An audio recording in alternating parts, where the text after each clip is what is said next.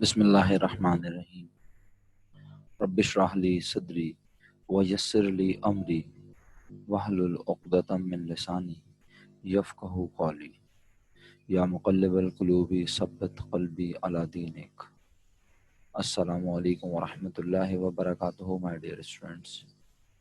वालेकुम अस्सलाम व रहमतुल्लाहि व बरकातुहू। वालेकुम अस्सलाम व रहमतुल्लाहि व बरकातुहू। जीते रहिए, खुश रहिए, हंसते मुस्कुराते रहिए। Hope all of you would be fine by the grace of Almighty Allah. Walaikum assalam wa rahmatullahi wa barakatuh. Good, mashallah. So today we are going to start our class by showing your attendance.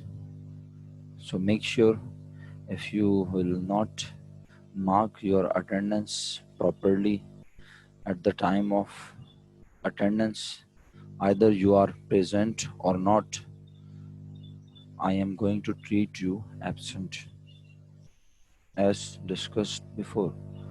So these are the students who were absent yesterday. Showing this sheet to you just because now in few days we are going to finalize the attendance percentage, and according to this percentage we are going to give you marks in your bi-monthly tests. So attendance में खुदा ना खास्ता किसी को कोई favour नहीं है। अगर कोई फर्स्ट यूनिट में नहीं है, एब्सेंट है, सेकंड यूनिट में नहीं है तो भी एब्सेंट है, तो क्लास का आगाज करते हैं। मज़ीद आपके दुखों में इजाफा नहीं करता, शीट को हटा देते हैं और हमने आपको होमवर्क जो असाइन किया था पहले वो आपसे पूछ लेते हैं। होमवर्क डिस्कस करने के बाद फिर आगे बढ़ेंगे इंशाल्लाह, ठीक है? तो मुझे बताएंगे प्लीज़ आप लोगों को होमवर्क में मैंने कौन कौन से क्वेश्चन असाइन किए थे यस्टरडे? क्वेश्चन 20, बस सिर्फ क्वेश्चन 20। और क्वेश्चन 20 का तो आई थिंक मैंने असाइनमेंट में आप लोगों से ले लिया ना, ट्रायल बैलेंस क्वेश्चन 20 का असाइनमेंट जो आप लोगों ने रात को सबमिट किया है उसमें क्वेश्चन 20 आपने सबमिट कर दिया, ऐसा ही है? बिल्कुल सही है, 20 राइट। अच्छा, और मैंने आपसे रीडिंग का कहा था, रीडिंग स्टेटस क्या है? चलें ओके, आपने ट्रायल बैलेंस वाला होमवर्क कंप्लीट कर लिया, थैंक यू सो मच।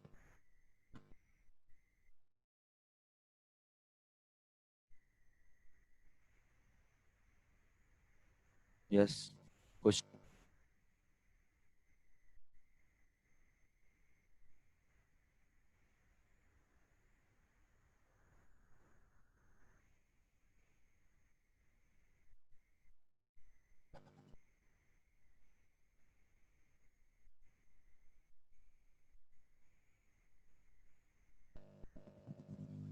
आवाज़ कट रही है, चेक कर लेते हैं थोड़ी देर में। अगर आवाज़ कट रही होगी तो मुझे भी अंदाज़ा हो जाएगा और आप में से यकीनन कुछ लोग मुझे बता देंगे, ठीक है? तो जब मैं खामोशी अख्तियार करता हूँ तो डेफिनेटली आवाज़ नहीं आती, लेकिन अभी आवाज़ प्रॉपर आ रही है, मुझे ऐसा लग रहा है। मैं चेक भी कर लेता हूँ आप लोगों के सामने ही नहीं है। जी आवाज़ कट रही है, ऐसा ही आप सही कह रहे हैं शायद।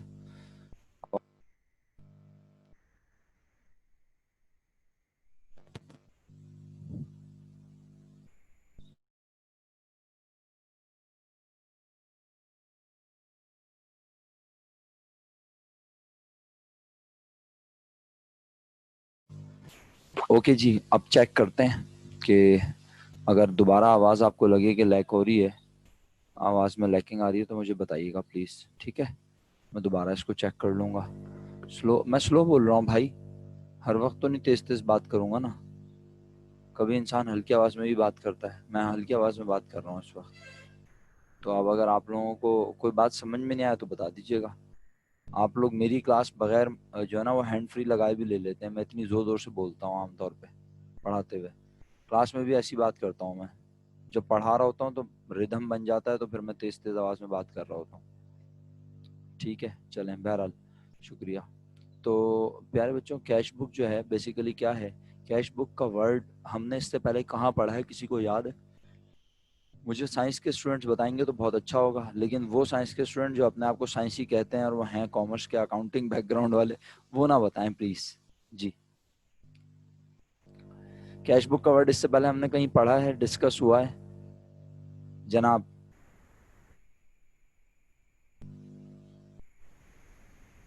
कोई तैयार नहीं है बताने को?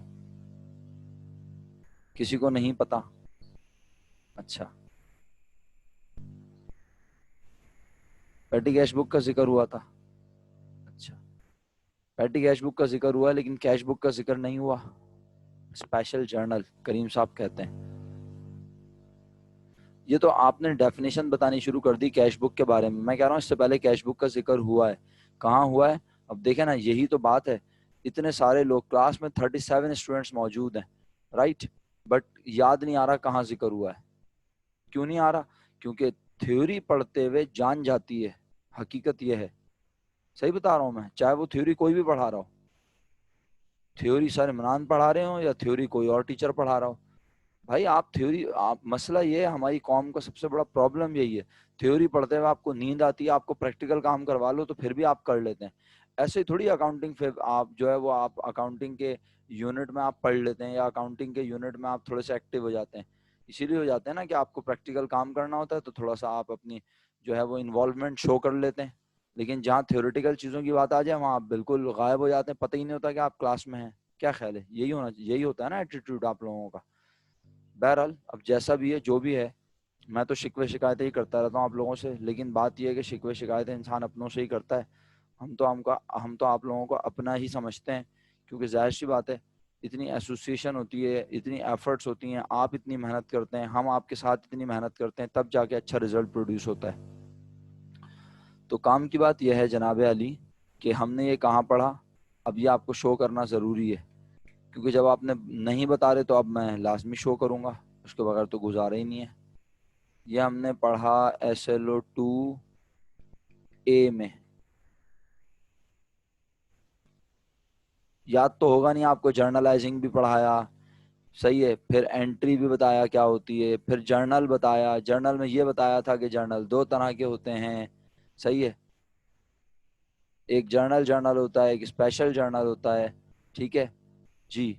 तो करीम भाई और अक्सा ख्वाजा का मैं शुक्रगुजार हूँ, लेकिन मसला ये है कि मैंने बोला था अकाउंटिंग के बैकग्राउंड वाले लोग तो ना बताएं फिलहाल। चलें, बहरहाल आप लोगों ने बताया, इतनी देर के बाद आपने ये एहसास किया कि कोई नहीं बता रहा तो चलो हम तो सर को बताएं। आप लोगों का मैं शुक्रगुजार हूँ बहुत। मनाहिल जहरा ने भी जवाब दिया है। जिन जिन जिन लोगों ने कोशिश की, एफर्ट की, अपनी थॉट्स शेयर किए, उनका मैं शुक्रिया अदा करता हूँ। Now the point is clear, there are two types of journal, one is general journal and the second one is a special journal। जब हम जर्नल जर्नल आपको इंट्रोड्यूस करवा रहे थे तो अगर मुझे ये स्पेशल जर्नल के बारे में कोई बात ही नहीं करनी होती तो मैं आपको ये शो ही नहीं करता, मैं कहता भाई जर्नल जर्नल पढ़ रहे हैं बस सीधा सीधा। लेकिन मैंने आपको कहा, याद है मैंने जर्नल जर्नल और स्पेशल जर्नल में क्या बिग डिफरेंशिएशन बताया था? यस, अक्सा, एक्सीलेंट मेरा बेटा, आप बातों को याद रखती हैं, यकीन करें ये बातों को याद रखना इतना फ्रूटफुल होगा आपके लिए पेपर में कि जब आपके सामने एमसीक्यूज आएंगे, जब आपके सामने CRQs आएंगे, ERQs आएंगे, या जो भी पेपर आएगा, क्योंकि अभी तक मुझे फाइनल डिसीजन नहीं पता चला है, जैसे ही पता चलेगा मैं शेयर करूंगा। तो जो भी चीज़ आपके सामने आएगी मेरा बेटा, आप अल्लाह के हुक्म से उसके बारे में बहुत ईजीली लिख सकेंगी, क्योंकि आपको लेक्चर याद होगा। फातिमा जहरा क्या कह रही हैं आप? Journal journal is common and use for daily business. अच्छा, आप पूरी बात लिखी है आपने, ठीक है। जर्नल जर्नल एक कॉमन बुक है और यूज इस्तेमाल होती है डेली बेसिस पर, ठीक है। तो स्पेशल जर्नल डेली बेसिस पे यूज नहीं होते। स्पेशल जर्नल में स्पेसिफिक ट्रांजैक्शन होती हैं।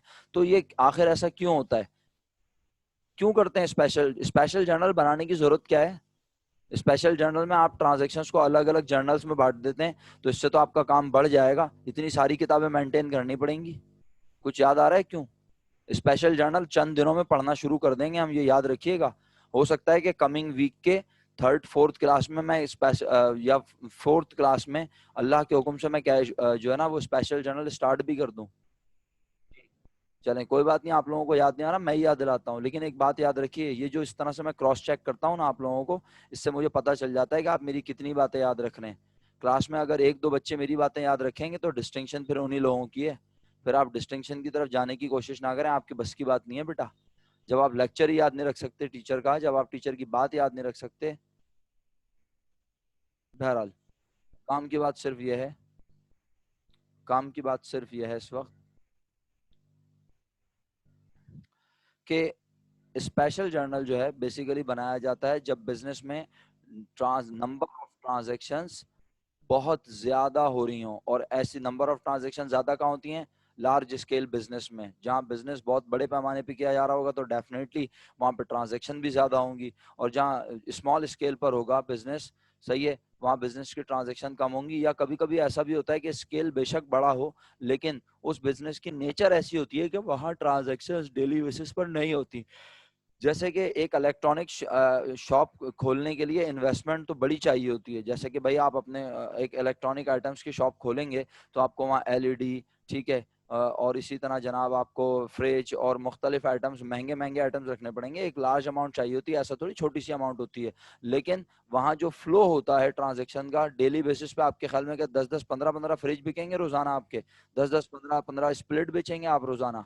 हाँ, नहीं ना? अच्छा, तो बहरहाल, अच्छा मैं ज़रा पहले ये भी ज्वाइन करवा दूं इन्हें, उसके बाद बात करता हूँ। सैयदा मनाहिल आसिम, आप क्या लेफ्ट हो गई थी मीटिंग से, या आपने अभी अभी ज्वाइन किए क्लास? और दूसरा नहीं सर, मैंने लीव कर दी थी क्योंकि मेरा ना वीडियो शो होना बंद हो गई थी एकदम से, तो इसलिए मैंने लीव करके दोबारा ज्वाइन करी। सही हो गया। मुझे मुझे बता दिया करें बराह मेहरबानी, ठीक है मेरा बेटा? सॉरी फिर सर। नहीं कोई बात नहीं, इट्स ओके, नो प्रॉब्लम। बस मुझे आप एक लाइन लिख के भेज दिया करें या अनम्यूट करके बोल दिया करें, सर मैं लीव करके दोबारा ज्वाइन कर रही हूँ। मायरा नसीम, आपने अभी अभी क्लास को ज्वाइन किया है, इट्स 9:16 अप्रोक्स। मायरा नसीम, आपको मेरी आवाज आ रही है? अनम्यूट कीजिएगा जरा प्लीज।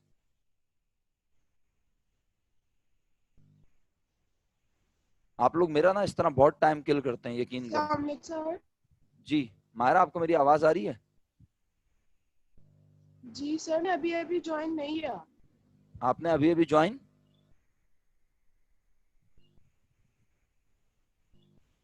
मायरा आपने नहीं अभी? सर, मैं ज्वाइन किया हुआ है कल। जी आपने अभी अभी ज्वाइन किया, मैंने आपको अलाउ किया तो आपने ज्वाइन किया क्लास। इससे पहले आप क्लास में थी? सर मैंने लैपटॉप से ज्वाइन किया और फोन से लीव करने वाली हूँ। कैश की बात के पहले क्लास में थी। आप जो, मैं अटेंडेंस फिर की शीट देखी। मैं आप लोगों को फिर ये बात बता रहा हूँ, बड़े अदब से, बड़े प्यार मोहब्बत से, अदब से बता रहा हूँ। आप क्लास में एक बार ज्वाइन करने के बाद अगर लीव करें तो मुझे बता के जाया करें। अगर आप लैपटॉप से ज्वाइन करने लगे हैं तो फिर या तो आप अपने मोबाइल से कनेक्ट रहें और मुझे बताएं कि सर मैं दूसरी आईडी से भी ज्वाइन कर रहा हूँ, ठीक है? ये मैं सबको बता रहा हूँ, सिर्फ मायरा नसीम को नहीं बता रहे, मैं बार बार नहीं बताऊंगा आप लोगों को। एक बात समझ लीजिए। Sorry sir. Thank you so much. मेरी बात को समझिए बस जो मैं बता रहा हूँ, ठीक है? मैं किसी को डांट नहीं रहा हूँ, मेरा जो तरीका है उसको फॉलो करें। आप इस तरह से 38 स्टूडेंट्स थे, 37 स्टूडेंट्स थे मेरे साथ, अब 38 हो गए। तो आप लोग तो आके ये कह देते हैं बड़े आराम से मैं तो क्लास में था।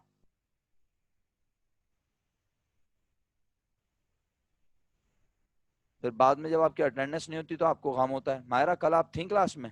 परसों आप थी क्लास में? देख रही हैं ये अटेंडेंस? बेशक आप होंगी क्लास में, आई होंगी, इसी तरह देर से आई होंगी। दोनों दिन आपकी एब्सेंट मार्क हुई हुई है। सेकंड यूनिट में आई होंगी या फिर अटेंडेंस के बाद आई होंगी, या अटेंडेंस के वक्त आपने अटेंडेंस मार्क नहीं की। तो बहरहाल मेरा काम था बताना, मैंने बता दिया। मुझे नाम याद हो जाते हैं ना फिर आप लोगों के, मैं चीज़ें देख देख के फिर बोलता रहता हूँ बार बार, आप लोगों को पॉइंट आउट करता हूँ तो फिर आप लोगों को परेशानी होती है। बहरहाल तो ये, अब अगर अभी आज की अटेंडेंस हो गई होगी तो फिर आप बोलेंगी बेटा 8 बजे आई थी तो 7:55 पर अटेंडेंस ले ली थी, मैंने बताया मैं क्या करूँ आपका। उसके बाद आपने बेशक 9:30 बजे तक मेरी क्लास ली हो, 9 बजे तक क्लास ली हो, लेकिन अटेंडेंस तो हो गई ना मेरा बच्चा। अभी आपको पता है अभी अटेंडेंस हुई है या नहीं? आज 9 बज के तकरीबन 16-17 मिनट पे आपने ज्वाइन किया है क्लास को, 16 मिनट पे।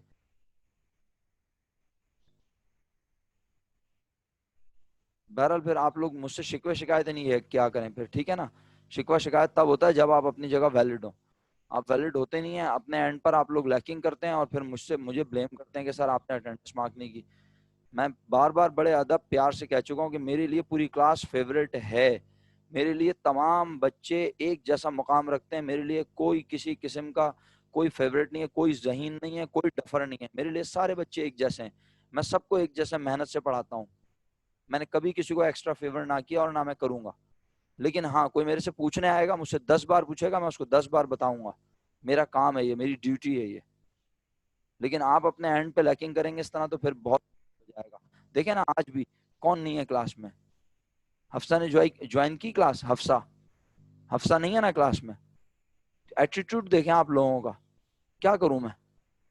शिकवा ही करना पड़ेगा मुझे, और क्या करूंगा मैं? आखिर में शिकवा किससे होगा? पेरेंट्स से। और उसके बाद मैं वीपी को बोलूंगा कि एडमिट कार्ड देने की जरूरत नहीं है इनका। इनको बिठाएं इस साल, इनको बोले अगले साल पेपर देना, फिर ये लोग खुश होंगे फिर। सर सर हफ्सा ने मुझे मैसेज किया था कल रात को कि उसकी तबीयत 4 दिन से खराब है, तो वो आज क्लास नहीं लेगी। हफ्सा आपको एक मैसेज कर सकती है, वो एक लाइन का मैसेज, एक लाइन अपने वालिदैन से, अपने बहन भाइयों से लिखवा के वीपी को ईमेल नहीं कर सकती? की उसने ईमेल? मुझे ईमेल की उसने? किसी को नहीं बताया सर, उसने वन नहीं लाइन सर। स्टेटमेंट? तो फिर आप लोगों के नजदीक हमारी कोई अहमियत ही नहीं है बेटा, सब लोगों के नजदीक। सबकी बात कर रहा हूँ, आप पर्सनल मत लें इसको, कोई भी मेरी बात को पर्सनल ना ले। तो मुझे कोई बताना गवारा ही नहीं करता। बहरहाल, और अगर मुझे बताते भी हैं तो मैं एक्नॉलेज, मैं उसको अप्रूव नहीं कर सकता, ये याद रखिएगा। अप्रूवल हमेशा वीपी से मिलेगा। हाँ, आप मुझे बता रहे हैं, ये आपके एटिकेट्स हैं, ये आपके एथिक्स हैं कि आप मुझे अपने टीचर को इन्फॉर्म कर रहे हैं। ऑल्दो मैं क्लास टीचर नहीं हूँ आपका, आप अपने क्लास टीचर को सबसे पहले इन्फॉर्म किया करें। बहरहाल मैं अपना वक्त बचाता हूँ। अब देखें फिर वही वाली बात ना, 15-20 मिनट इसमें जाया हो रहे हैं, 2-4 मिनट। अभी फिर कोई बच्चा आएगा थोड़ी देर में, मैं आपको दिखा दूंगा। अभी बच्चे मजीद आएंगे, सो के उठेंगे ना, वो क्लास को ज्वाइन करेंगे। 37 स्टूडेंट मेरे साथ हैं, फिर एक बच्चा लेफ्ट हो गया। अब कौन लेफ्ट हुआ है अभी पता चल जाएगा थोड़ी देर में। फिर कोई आएगा, उसके बाद फिर वो बोलेगा मैं तो शुरू से क्लास में था। लेफ्ट हुआ है तो इंटरनेट का इशू है, तो वो फौरन आके मुझे बताए, मैसेज करे। आपको जो क्लास में मेरे वॉलंटियर्स हैं उनको मैसेज करके बताए कि भाई मेरा इंटरनेट डिस्कनेक्ट हुआ है, कोई मसला हुआ है। आप लोग बिल्कुल इसको क्लास की तरह समझा करें। आपने इसको ऑनलाइन तो पढ़ रहे हैं, लेकिन ऑनलाइन में वो तमाम चीजें आप फॉलो करें जो मैं आपको बताता हूँ। अच्छा, ओके जी मायरा, आपने फोन से लीव किया, देखे ना, अब अच्छा हुआ आपने मुझे बता दिया, वरना मैं इंतजार ही करता रहता कि कौन बच्चा गया है। तो आप 2 आईडी से एक तरीके से लॉग इन हो गई थी। शुक्रिया बेटा आपके बताने का, जजाकल्ला, खुश रहिए। चलें, और देखें बेटा, प्लीज़ कोशिश करें, वक्त की पाबंदी करें क्लास में, और इस तरह से जब भी दूसरी आईडी से ज्वाइन करें या कुछ भी करें तो मुझे बता दिया करें प्लीज़, ठीक है। चलें, चलो भाई, अच्छा कर ले, चलो भाई, volunteer बात कर लेते हैं। इस बात पे आप सॉरी भी कह देते हैं कि आप लोगों का सर आपकी आवाज़ मुझे बहुत हल्की आ रही है। मेरी आवाज़ जायज़ है, मुझे लग रहा है मेरी आवाज़ जायज़ है, मेरी आवाज़ ख़राब हो चुकी है।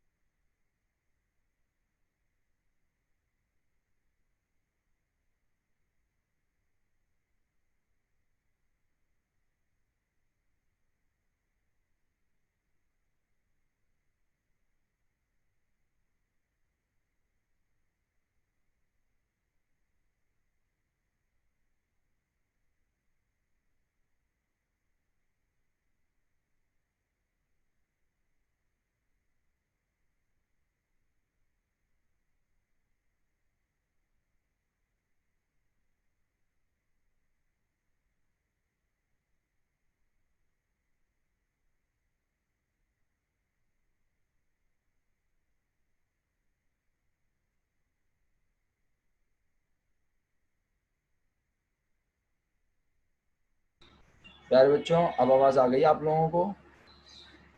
सबको आवाज़ आ गई? अब बस रुकें 1 मिनट, 1 मिनट। अच्छा, अब कोई मैसेज ना करें फिलहाल, पहले वॉलंटियर्स अपनी अटेंडेंस मार्क कर दें, उसके बाद वॉलंटियर्स अपनी अटेंडेंस मार्क करने के बाद फिर मैं अटेंडेंस मार्क करवाऊंगा बाकी स्टूडेंट से, ठीक है। अब बाकी लोग अपनी अटेंडेंस मार्क करें, मुझे माइक को एडजस्ट करने दें इतनी देर, बाकी लोग भी अपनी अटेंडेंस मार्क कर दें। थैंक यू, मैं माइक एडजस्ट कर रहा हूँ।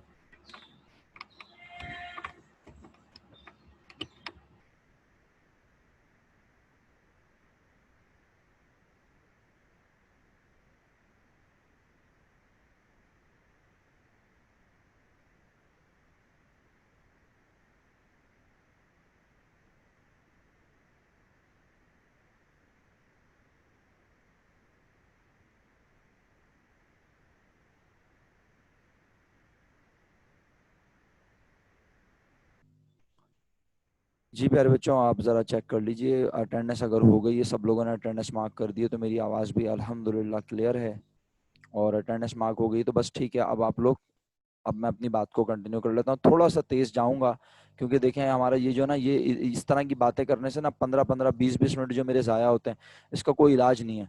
लेकिन मैं क्या करूँ कि मैं आप लोगों को इस तरह छोड़ दूंगा ना तो यकीन करें बहुत ख़राब हो जाएगा काम, आप अपना रिजल्ट फजूल में बर्बाद कर देंगे। आप, मसला ये ना कि इंसान अपनी कैपेबिलिटी जानता नहीं है कि वो क्या कर सकता है, ये सबसे बड़ा प्रॉब्लम है, और वो खुद पे यकीन भी नहीं रखता। कुछ लोग हैं आप में से जो बहुत, जिनका कॉन्फिडेंस, आवाज अब तो आ रही है ना सबको अल्हम्दुलिल्लाह जी। अटेंडेंस हो चुकी है बेटे, हम ना अटेंडेंस मार्क नहीं की तुमने, मैंने माइक हटा के दूसरे माइक से बोला है कि अटेंडेंस मार्क कर लो तुम सब लोग, पहले वॉलंटियर से अटेंडेंस मार्क करवाइए फिर उनसे करवाइए। बहरहाल हम ना जो है वो प्रेजेंट हैं क्लास में, देख लीजिएगा जरा, ठीक है। और कोई एक स्टूडेंट ने फिर लेफ्ट किया है, अब पता नहीं किसने लेफ्ट किया है, मुझे नहीं पता। वॉलंटियर्स आपने चेक किया किसने लेफ्ट किया है क्लास से? चलें, बहरहाल अपनी बात को मैं बढ़ाऊं, बार बार ये इशू आए जा रहा है। तो काम की बात ये है कि भाई जर्नल दो तरह के होते हैं, एक जर्नल और एक special journal. Right now we are studying, we are going to start cash book. Cash book basically special journal का पार्ट है, बट हम स्पेशल जर्नल के ये बाकी सारे जर्नल्स को एक साथ पढ़ेंगे as a topic. And now we are studying cash book as a topic. all these are cover in all these are covering in SLO2। मेरी बात समझ आ रही है प्यारे बच्चों? ये तमाम जर्नल एक टॉपिक, लेजर ट्रायल बैलेंस एक टॉपिक की सूरत में कवर हो रहा है SLO2 में। स्पेशल जर्नल भी, बेसिकली स्पेशल जर्नल में सारे जर्नल आते हैं, लेकिन कैश बुक क्योंकि एक बड़ा टॉपिक है, यानी एक बड़ी चीज है, तो कैश बुक को एक बुक में एक टॉपिक की सूरत में दिया गया है और फिर इन सबको एक अलग टॉपिक बनाया गया special journal. Although cash book is part of special journal, but हम बुक में इसको तोड़ा गया है दो हिस्सों में। कैश बुक का एक अलग चैप्टर है, स्पेशल जर्नल का एक अलग चैप्टर है। when we will study special journal we will also prepare cash book, right? But उस वक्त कैश बुक की जो वेटेज होगी, जो उसके अंदर ट्रांजैक्शंस की फ्रीक्वेंसी होगी, वो इतनी नहीं होगी, वहां पे बहुत लिमिटेड होगी, राइट? बट राइट नाउ इस वक्त जो हम कैश बुक बनाएंगे उसमें हमें कैश बुक में बहुत सारी ट्रांजैक्शन लिखने को मिलेंगी, नजर आएंगी। और कैश बुक जो है यानी SLO2 से आपके पास ERQ बनता है, 10 मार्क्स का क्वेश्चन बनता है। वो जर्नल का भी बन सकता है, वो कैश बुक का भी बन सकता है, और वो स्पेशल जर्नल से ही बन सकता है, वो किसी भी टॉपिक से बन सकता है, राइट? ये पूरा SLO2 है जो हम इस वक्त पढ़ रहे हैं। तो अगर मेरी बातें क्लियर हैं, समझ आ रही हैं, तो हम आज कैश बुक का आगाज कर रहे हैं। अब कैश बुक क्या होती है, आई थिंक मेरा ख्याल है इस पर बात करना शुरू करें। कैश बुक कब बनाई जाएगी, कैश बुक क्यों बनाएंगे? बहुत सिंपल सी बात, जब किसी बिजनेस में कैश का इनफ्लो और कैश का आउटफ्लो बहुत बहुत complete my sentence, when a business, yes exactly, when a business has cash inflow and outflow, frequency is maximum, सही है, मोर, तो फिर हम क्या करेंगे वहां पर हाई। एग्जैक्टली रिजा, थैंक यू सो मच। तो जब किसी बिजनेस में कैश इनफ्लो और आउटफ्लो बहुत ज्यादा नजर आ रहे होंगे तो हम उसके लिए, और ये आप डिसाइड नहीं करेंगे, ये आपका लेवल नहीं है, आप फर्स्ट ईयर में, अभी आप एकेडमिक्स में हैं भाई, आप किसी प्रैक्टिकल बिजनेस के अकाउंटेंट नहीं बन गए कि आपसे पूछा जाएगा आपने क्या बनाना है। हाँ, ये जुमला MCQ की शक्ल में आ सकता है कि when a business has cash flow, high cash flow, high payments, high receipts, large number of payments, large number of receipts, इस तरह लिखा हो, ठीक है, तो उस बिजनेस को कौन सी बुक बनानी चाहिए? तो फिर आप उसका जवाब देंगे उसे कैश बुक बनानी चाहिए। Although you know that you were recording all cash receipts and payment in which book? हम अभी तक सारे कैश पेमेंट, कैश रिसिट, सब चीजें, कैश का आना और जाना कहाँ रिकॉर्ड कर रहे थे? कौन सी बुक में रिकॉर्ड कर रहे थे? जर्नल में। But now we are classifying the transactions. सही है, अब हम ट्रांजैक्शन को क्लासिफाई करने लगे हैं। हम कह रहे हैं ऐसी ट्रांजैक्शन जिसमें कैश का जिक्र हो। तो भाई कैश का मतलब सिर्फ क्या ऑफिस में रखे हुए कैश होता है? कैश का मतलब सिर्फ क्या ऑफिस में रखा हुआ कैश होता है प्यारे बच्चों? तो आपने कहा नहीं सर, ऑफिस में रखा हुआ कैश नहीं होता। कैश का मतलब होता है कैश इन हैंड, वही वाला कैश इन हैंड जो हमारे हाथों में रखा और हमारी रस्म हो रही है, हैं? नहीं, हाथों में तो नहीं रखते, खैर घुमा के ऊपर से रख देते हैं, क्या ख्याल है? ऐसे ही होता है? अच्छा चलो, आप लोगों को भी नहीं पता, आप बहुत छोटे हो, बड़े होगे तो पता चलेगा। हाँ, एक कैश वो होता है ना जो हाथों में, कैश इन हैंड का मतलब हाथों में रखा हुआ कैश नहीं, ऑफिस में रखा हुआ कैश। और दूसरा कहाँ पे होता है? बैंक में। इसका मतलब है कैश बुक जब हम बात करेंगे तो हम सिर्फ कैश की बात नहीं करेंगे, हम कैश इन हैंड की बात भी करेंगे और कैश एट बैंक की बात भी करेंगे। सही है? Okay, every kind of cash in business. Okay, excellent. तो आगे बढ़ता हूं। अब कैश बुक, अच्छा तो क्यों बनाई जा रही है कैश बुक? सिंपल, ताकि वो जो इतनी ज्यादा फ्रीक्वेंसी है, मैंने बिल्कुल पढ़ लिया करीम भाई, आपकी एक तवील डेफिनेशन बिल्कुल पढ़ लिया मैंने, बहुत अच्छी डेफिनेशन है सर, शुक्रिया। और अब मैं अपनी बात को आगे बढ़ाता हूँ। वॉइस इशू आ रहा है? बाकी किसी के पास नहीं आ रहा? हमना के पास आ रहा है? हमना आप रीज्वाइन करें जल्दी से क्लास। हमना, आपको मेरी आवाज आ रही है? हमना, आर यू देयर? बाकी सब लोगों को मेरी आवाज आ रही है? हमना आप रीज्वाइन करें क्लास को प्लीज। हमना को मैसेज कर दे, उन्हें कहें कि वो क्लास को रीज्वाइन करें। जी, तो भाई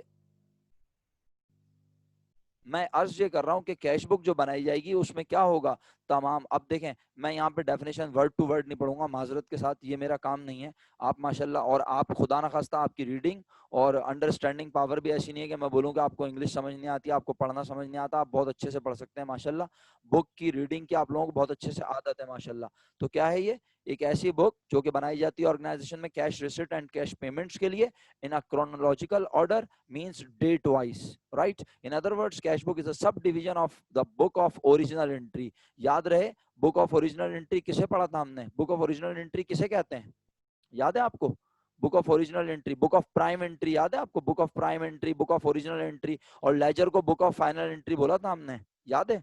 लेजर को बुक ऑफ फाइनल एंट्री। पता नहीं आप लोगों को याद है कि ना याद हो, चलें बहरहाल अगर याद है तो अच्छी बात। ओके, चलें जी, हमना ने रिज्वाइन कर लिया। तो मेरे बच्चों, मेरे प्यारे बच्चों, देखो कैश बुक जो है वो क्या है? कैश बुक बेसिकली जो है सब डिवीजन है बुक ऑफ ओरिजिनल एंट्री की। यानी book of original entry journal था ना, उसमें सारी ट्रांजैक्शन जा रही थी, लेकिन कैश बुक में भी वही सारी ट्रांजैक्शन जो जर्नल में जानी थी। अब जर्नल में जाने के बजाय हमने सब डिवाइड कर दिया, डिविजन्स बना दिए, पार्ट्स बना दिए, क्लासिफाई कर दिया, और अब हम ट्रांजेक्शन को मुख्तलिफ बुक्स में लिखेंगे। तो इसका मतलब है ये तमाम बुक्स भी बुक ऑफ ओरिजिनल एंट्री कहलाएंगी, राइट? अच्छा, in recording transaction involving receipt or payment of cash, all cash transaction are first entered in the cash book and then posted from cash book into the ledger. देखो अब ये नहीं है इसका मतलब कि मैं आपको यहाँ कैश बुक पढ़ाऊंगा फिर दोबारा लेजर पढ़ाऊंगा, नहीं। चाहे जर्नल से बात लेजर में जाए, चाहे कैश बुक से बात लेजर में जाए, लेजर क्यों बनता है ये तो पता है ना, बैलेंस मालूम करने के लिए। बट कैश बुक भी अल्हम्दुलिल्लाह एक बड़ी जबरदस्त बुक है, और कैश बुक को अक्सर किताबों में, और शायद यहाँ भी लिखा है अगर ये जुमला आप पढ़ें, कि अक्सर कैश बुक को जो है या कैश के अकाउंट को लेजर का सब्स्टिट्यूट भी कहा जाता है। अगर आप ये जुमला पढ़ें, cash book is maintained in the form of a ledger. Cash book जो बनती है ना, इसकी शक्ल कैसी होती है बोल रहा है? In the form of a ledger with narration. Cash book जो बनती है ये लेजर की तरह की होती है, लेजर की शक्ल की होती है। Practically the cash book is a substitute for cash account in the ledger. यानी कैश बुक की शक्ल कुछ ऐसी होती है कि वो सब्स्टिट्यूट होता है। किसका सब्स्टिट्यूट होता है?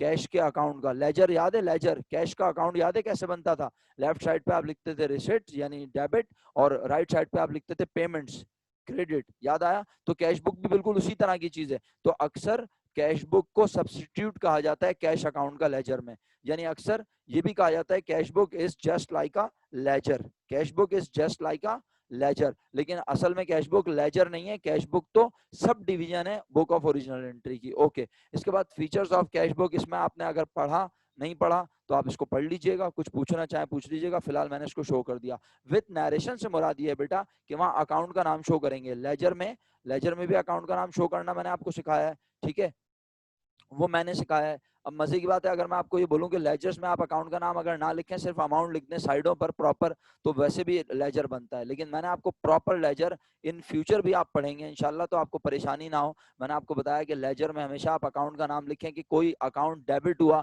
तो उसके डेबिट होने की वजह शो करें, और डेबिट होने की वजह यकीनन क्रेडिट साइड से उठा के आप लिखते डेबिट में है। याद आया? तो बहरहाल फीचर्स ऑफ कैश बुक अब आप पढ़िएगा। फीचर्स ऑफ कैश बुक में जो मैं आपको मोस्ट इंपॉर्टेंट बात बता रहा हूँ वो क्या है कि कैश बुक की 2 साइड्स होंगी। कैश बुक की कितनी साइड्स होंगी मेरा बेटा? 2। बिल्कुल कैश के अकाउंट की तरह, एक रिसिट और एक पेमेंट। अब आप उसको रिसिट और पेमेंट बोलें या डेबिट और क्रेडिट बोलें, तो अब सवाल ये बता हुआ कि रिसिट साइड को डेबिट बोलेंगे या क्रेडिट, ये तो आप बता सकते हैं। माशाल्लाह बड़े ज़हीन लोग हैं। 1 एस्पेक्ट क्यों लिखा है? नहीं बेटा, 2 एस्पेक्ट होंगे हमेशा, 1 एस्पेक्ट तो बिल्कुल भी नहीं होगा। अभी आप देखना, क्योंकि अब इस सर पॉइंट नंबर 5 में लिखा हुआ है it records only one aspect. हाँ अच्छा, वो अभी समझाऊंगा मैं आपको। अभी तो कैश बुक हमने देखी भी नहीं है। देखें, अब आप फातिमा का जो क्वेश्चन है ना वो जरा समझिएगा। देखें, बात यह है कि अगर अगर हम डबल एस्पेक्ट को ही रिकॉर्ड करने लग जाएं तो फिर ये बुक बनाने का फायदा क्या है? ये बात भी तो समझें। ये बुक बना रहे हैं क्यों? क्योंकि किसी चीज की फ्रीक्वेंसी बहुत ज्यादा है। क्या आप भूल गए कि मैंने कहा हम इस बुक में सारा का सारा फोकस किस पे रखेंगे? बोलो फातिमा, आप ही बताओ, किस चीज को फोकस करेंगे हम? सिर्फ और सिर्फ कैश को सर ना। सिर्फ कैश तो को। इसका मतलब है बिजनेस में जब कैश आएगा, बिजनेस से जब कैश जाएगा, बैंक में पैसे आएंगे और बैंक से पैसे जाएंगे, तो हम उसी बात को लिखेंगे। तो इसका मतलब है हमारा फोकस तो सिर्फ एक साइड पे हुआ ना, एक चीज पे हुआ ना। यानी अब अगर हमने मर्चेंडाइज खरीदी उधार पर, तो वो वाली बात को कैश बुक में लिखना है, लिखना है आपके ख्याल में? नहीं है। क्यों? क्योंकि उस ट्रांजेक्शन में कैश इन्वॉल्व, तलाल बिन आमिर यस कह रहे हैं आप, लिखना है। इसका मतलब है क्या उसमें कैश इन्वॉल्व हो रहा है? मैं कह रहा हूँ purchase merchandise on account, purchase merchandise on credit. इसका मतलब है आप मर्चेंडाइज खरीद रहे हैं उधार पर, क्या कैश आ रहा है? क्या कैश जा रहा है? जाएगा इन फ्यूचर, बाद में जब आप पे करेंगे उसे। बट राइट नाउ आप मर्चेंडाइज परचेज कर रहे हैं, तो इस ट्रांजेक्शन में कैश इन्वॉल्व हुआ? नहीं हुआ ना, तो इस ट्रांजेक्शन को नहीं लिखेंगे। तो असल में आपका सारा फोकस किस चीज पे है? कैश पर। आप देख रहे हैं कैश आ रहा है और कैश जा रहा है, तो इसका मतलब है आप 1 एस्पेक्ट को लिखने जाएंगे यहाँ पर। यहाँ आप 2 एस्पेक्ट को फोकस नहीं करते, आपका सारा का सारा फोकस होता है कैश पर। और जब कैश कहता हूं तो ब्रॉडली स्पीकिंग कैश कहा जाता है, but in detail cash means cash in hand and cash at bank. Fatima कुछ क्लियर हुआ? थोड़ा सा सवाल बहुत अच्छा था आपका, जो आपने यहाँ पढ़कर समझा कि सर इसमें सिर्फ एक एस्पेक्ट को रिकॉर्ड करेंगे। तो यस एग्जैक्टली, हम ये बात तो शुरू में ही कह चुके हैं कि हमारा सारा का सारा फोकस किस पर होगा? कैश पर। और कैश का मतलब सिर्फ कैश नहीं है, कैश और बैंक है। ठीक है, मैं फिर कह रहा हूँ इस बात को। देखें, ये जो पॉइंट था ना, जो फातिमा का क्वेश्चन था, वो कह रही थी कि ये जो है सर, इसमें यहाँ लिखा it records only 1 aspect of a transaction. तो बताओ ना, मैं आपसे क्या कह रहा हूँ, हम ट्रांजेक्शन में किस चीज को फोकस करेंगे? अगर किसी ट्रांजेक्शन में कैश ना आ रहा है और ना जा रहा है, तो मैं उस ट्रांजेक्शन को कैश बुक में नहीं लिखूंगा। तो इसका मतलब है मैं ट्रांजेक्शन में, तो क्या कोई ऐसी ट्रांजेक्शन होती है? महक, आपसे ही मेरा सवाल है बेटा, हम ना, आपका इंटरनेट जो है वो प्रॉब्लम कर रहा है। अब आप, यही हल है आपका कि आप क्लास में मौजूद रहें, जिस हद तक आप सुन सकती हैं सुनिए, ठीक है, और फिर बाद में आप रिकॉर्डेड लेक्चर देख लीजिएगा। बट आप क्लास में मौजूद रहें, वरना फिर आपके अटेंडेंस के ऊपर फर्क पड़ेगा डेफिनेटली। आप प्रेजेंट तो हैं कम से कम, कोशिश करें जिस हद तक सुन सकती हैं सुने। मजबूरी है, इंटरनेट खराब है अगर आपका, तो आप डेटा कनेक्शन पे कन्वर्ट करके देख लें। अगर डेटा है आपके पास तो डेटा पे कन्वर्ट करके देख लें, फिर दोबारा रिज्वाइन कर लीजिएगा। चलें आगे बढ़ता हूँ। तो भाई देखें, बात यह है कि महक आदिल, आप अगर अनम्यूट कर लें और साथ दें मेरा, तो मुझे बताएं कि यहाँ जब आप जर्नल बनाती थी तो क्या आप किसी एक एस्पेक्ट को देखती थी सिर्फ? आप हर ट्रांजेक्शन में कितने एस्पेक्ट ढूंढती थी बताइए? 2 सर। 2 ढूंढती थी, है ना? चाहे वो 2 कोई भी चीजें हो, क्या वो कोई पर्टिकुलर चीजें होती थी? 2 कोई स्पेसिफिक होती थी? नो। हाँ, कुछ भी हो सकता था ना मेरा बेटा। जी। तो मेरा बेटा, अब जब कैश बुक बनाएंगे तो हमारा सारा का सारा फोकस एक चीज पर होगा, किस पर? कैश पे। तो इसका मतलब है हम अपनी कैश बुक में सिर्फ कैश से रिलेटेड चीजों को लिखेंगे। तो 1 एस्पेक्ट हो गया ना, किसी भी ट्रांजेक्शन का 1 aspect, the transaction which have receipt और पेमेंट ऑफ कैश। अब क्या ऐसी ट्रांजेक्शन पड़ी है महक हमने कभी जिंदगी में जिसमें हमने एंट्री बनाई हो cash debit and cash credit? नहीं, नहीं। लेकिन सर क्या हम लोग क्या कैश एट बैंक और कैश इन हैंड दोनों रिकॉर्ड करेंगे? जाहिर सी बात है, यानी कैश ब्रॉडली स्पीकिंग कैश है वर्ड, कैश बुक ब्रॉड एक ब्रॉड वे है, लेकिन जब हम कैश बुक कहते हैं तो इसका मतलब होता है हम कैश इन हैंड अपने ऑफिस में रखे हुए कैश को भी फोकस करेंगे और बैंक में रखे हुए कैश को भी फोकस करेंगे।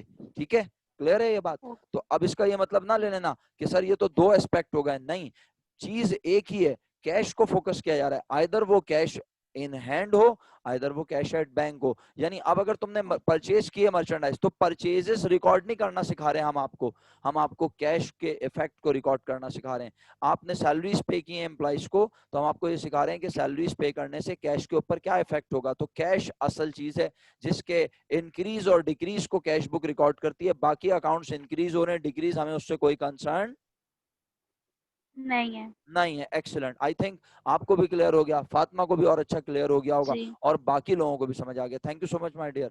ओके आगे बढ़ते हैं। तो अब हमारे पास लिखा है क्या, आगे हमारे पास लिखा है मेरे बच्चों, अब बाकी आप देखें खुद ही लाइनें पढ़ते रहे और सवाल करते रहे। बहुत अच्छा सवाल था, आप लोग पूछते रहेंगे मैं बताता रहूंगा, लेकिन मैं अपने तौर पे क्या बता रहा था कि कैश बुक की दो साइड्स होती हैं, एक होती है रिसिट और एक होती है पेमेंट। तो रिसिट साइड का क्या नाम होना चाहिए, जल्दी से बोलें, रिसिट साइड का नाम क्या होना चाहिए? सर रिसिट का नाम रिसिट होगा, डेबिट होना चाहिए, क्योंकि रिसिट का मतलब पैसे आ रहे हैं, पैसे आ रहे हैं तो इंक्रीज हो रहे हैं। कैश या बैंक इंक्रीज हो तो उसकी नेचर एसेट और इंक्रीज हो तो डेबिट, इसका मतलब है रिसिट का दूसरा नाम डेबिट साइड और पेमेंट का दूसरा नाम credit side. Is it clear?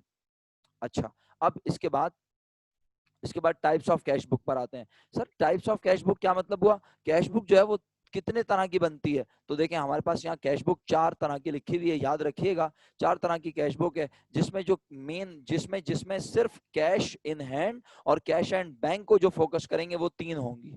Cash in hand और कैश एट बैंक को जो फोकस करेंगे वो तीन है, ये फर्स्ट थ्री। सही है, यानी right now we are focusing on three types of cash book initially.